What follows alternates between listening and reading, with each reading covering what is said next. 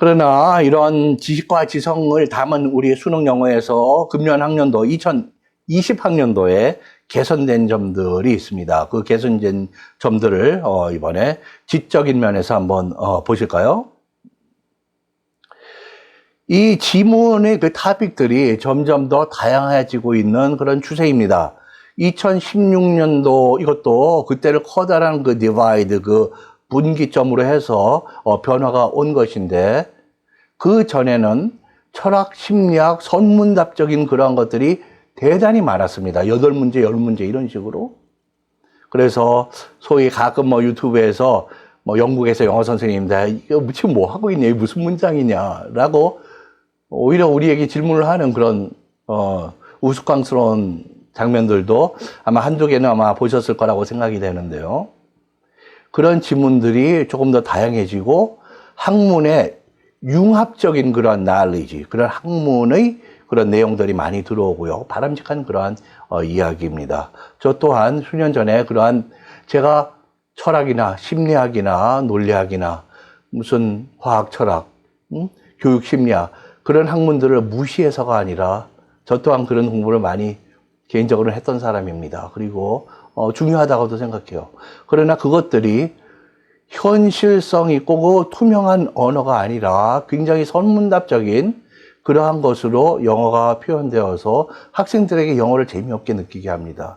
별로 효과적인 그런 교육 방식이 아니죠. 그래서 금년에 14번을 보시면은 그렇게 다양해진 그러한 지문의 토픽들인데, 아버지랑 딸 대화가, 이거 리스닝입니다. 대화입니다. 대화에서 딸이 그 독일 철학자 그 칸트의 책을 읽는데 어려우니까 아빠가 그 디스커션 그룹에 조인을 하면 도움을 받을 거다. 상당히 좋은 그러한 지문이죠. 네. 왜 좋으냐라면, 물론 일상생활에 물건을 사고 하는 것도 중요한 영어 그런 테스팅의 하나의 분야입니다. 그러나 우리가 이것이 학부적인 영어의 그러한 지적 능력을 보는 대학 수학 능력, 수학의 그런 대학 교육을 받는다 이거죠. 네. 수학 mathematics가 아니라 그 능력을 재는 그런 시험이기 때문에 그런 지적인 내용도 영어로 표현하고 받아들일 수가 있어야 되는 거죠. 16번의 그 레슨닝 문제 보면은 동물의 인간의 그런 사회에, 인간의 커뮤니케이션에 영향, 도움을 준 오랜 역사의 구체적인 사례들이 나오고 있습니다. 그래서 동물과 인간의 그런 관계, 지금 생태계에 인간을 이야기할 때 동물 쪽을 볼 때 동물에 대한 관심이 커지고 있죠. 그럴 때 인간과의 또는 이런 관계에 대한 그런 연구나 관심이 커지고 있습니다. 근데 그런 것이, 그런 추상적인 개념이 구체적인 사항들을 통해서 쭉 표현되고 있다는 면에서는 내용도 좋고 영어의 그러한 표현 자체, 영어 표현 방식 자체가 영어권의 사람들은 한국 사람보다 훨씬 덜 일반론적이고 덜 추상적입니다. 그 사람들은 소위 empirical, 경험론적이고 영어를 할 때 주장 한두 개 했으면 됐지. 그 다음에는 구체적인 걸로 그 주장을 서포트하는 이야기들로, 구체적인 사람, 사물, 장소, 사건, 현상 이런 거를 통해서 이야기가 진행이 되고 주장을 뒷받침해 주죠. 그런 면에서는 굉장히 좋은 그런 16, 17번의 그 두 가지 문제가 합쳐진 그런 통합형이죠. 네, 23번을 보시면은 그 인간의 그 도덕성이라는 게 인간이 날 때부터 그렇게 도덕적인 인간으로 실은 나지 않는다. 굉장히 현실적인 그런 이야기가 있어서 우리가 그런가 생각할 수 있지만은 이 표현, 이 지문 자체의 그 내용이 인간이 그렇게 유전자적으로 생물학적으로 미리 결정되었다기보다도 환경에 의해서 또 결정되느냐? 지금까지 많은 사람들은 소위 그런 자연과 그런 DNA적인 거, 그리고 그게 nature죠. 그리고 환경과 배움, 깨달음, 이 nurture, 양육, 교육, 이거를 서로 다이카르미, 이분법적으로 생각을 해서 이거 아니면 저거냐, 당신은 어느 쪽이냐, 이렇게 이분법적인 대립적인 생각을 했었는데, 지금 이 지문은 물론 아주 새로운 것은 아니에요. 인간은 얼마만큼이 유전자적이고 부모의 영향을 받고 얼마만큼이 후천적인 거에 결정되느냐, 이거 두 개가 반반이냐 몇 대 몇이냐는 그런 논의도 상당히 있었습니다. 근데 그러한 이야기를 영어로 잘 표현하고 있어요. 그 두 개가 interaction between nature and nurture. nature through nurture라고 표현하고 있습니다. 이런 교육, 후천적인 환경, 내가 깨달음, 훈련, 반복, 반성, 뭐 여러 가지가 이게 다 nurture에 해당하죠. 그것을 통해서 nature가 또 발휘가 된다. 그런 아주 재미나는 그런 표현입니다. 좋은 지문이고요. 그리고 영어에는 조금 에러가 있었지만은 그 생명 다양성과 외래 종의 그 invade 할 수 있는 invadability 그 이야기도 상당히 그러한 생태계를 우리가 이해하는데 도움이 되는 중요한 그러한 지문이라고 하겠습니다. 그 다음에는 항상 나오는 유형 중에 하나이죠. 아주 특수한 동물, 식물의 스피시에서 종의 이야기라든지 어떠한 부족의 이야기. 이것은 마이너리티 어떤 현상에 대한 다수가 관심을 가지는 그러한 교육적인 의미가 굉장히 큰 좋은 그런 문항입니다. 금년에도 지금 아프리카의 사우스 수단의 그 남부에 있는 인구가 한 300여만 되는 그런 아주 작은 그런 트라이브는 전혀 아니고요. 그런 에스닉 그룹인데 그분들의 그 경제 생활, 음식 뭐를 먹는지 뭐 그런 것들 그리고 가족 관계 그런 것들에 대한 좋은 그런 구체적인 설명들이 있는 좋은 그런 지문이에요. 29번에 보면은 선사시대의 그 미술입니다.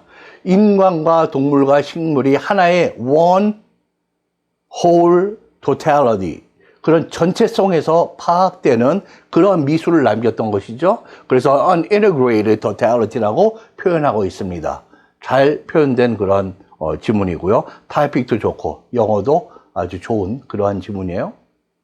31번에는 그런 과학 철학의 이야기인데 scientism, 사이언스를 숭배하는 모든 것을 과학적으로 설명되지 않으면 의미가 없거나 비웃음의 대상이 되거나 그런 것이 아니라 과학 숭배주의에 대한 어떠한 조심, 경고를 나타내는 영어도 좋고 그러한 우리가 과학 만능, 테크놀로지 시대에서 우리가 한번 여러 가지를 생각해 보게 하는 그런 좋은 지문입니다. 35번 보시면은 aphorism, 어떤 경구, 좋은 그런 격언 그런 것이죠. 또는 속담, proverbs of opposite meanings.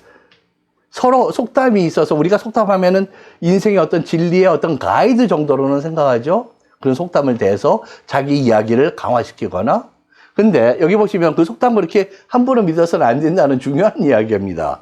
여기 보시면 two heads are better than one. 한국말로 백지장도 맞들면 가볍다라고 하는데 여기서 이제 그런 표현이죠.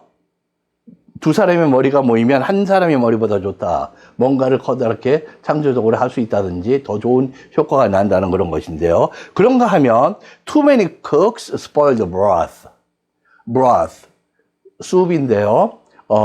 숲 안에 그 ingredients, 그 내용물이 있는 거라기보다도 맑은 숲을 예를 들면 끓였을 때 그때가 chicken broth, 치킨 우려서 나온 국물, 그 숲을 이야기합니다. 그래서 too many cooks, 요리사가 너무 많으면 그 숲을 망친다.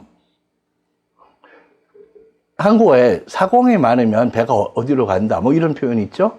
바로 그거입니다. 그래서 우리가 그런 proverb나 aphorism을 인생의 어떤 가이드라인으로 사용할 때 신중할 것을 알려주는 그런 좋은 지문이고요. 영어 또한 말끔하게 아주 잘 쓰여진 그러한 케이스입니다. 37번에 우리 많은 그 한국인들이 아는 과학 철학, 과학 역사의 타머스 쿤의 그런 과학사에 관한 이야기인데요.